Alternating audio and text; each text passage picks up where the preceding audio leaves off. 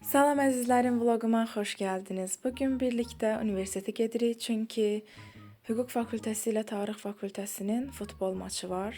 Bu arada yara ətrini bədəninizə deyil də saçınıza sıxın. Düzü mən burada bədənimə sıxıram, amma siz yenə də saçınıza sıxın, çünki ona çox yaxşı qalır. Bu da bizim bir saylı binamız və təbii ki gecikirik. Nəzrini tapıram. Nəzrinlə pişdə olmuşuq bugün ikimiz də pink. Mən bəyəndim oyunu, yəni əslində ilk dəfədir futbol izləməyə gəlirdim.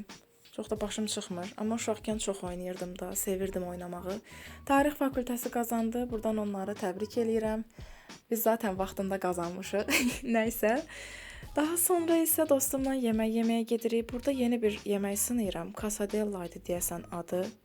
Düzü mən çox da bəyənmədim, yəni 10 üzərindən 7 falan. Çünki şəkildə heç kimi gəlmədi. Şəkildə ızqara görüntüsü var idi. Bizə amma elə bir şey vermədilər.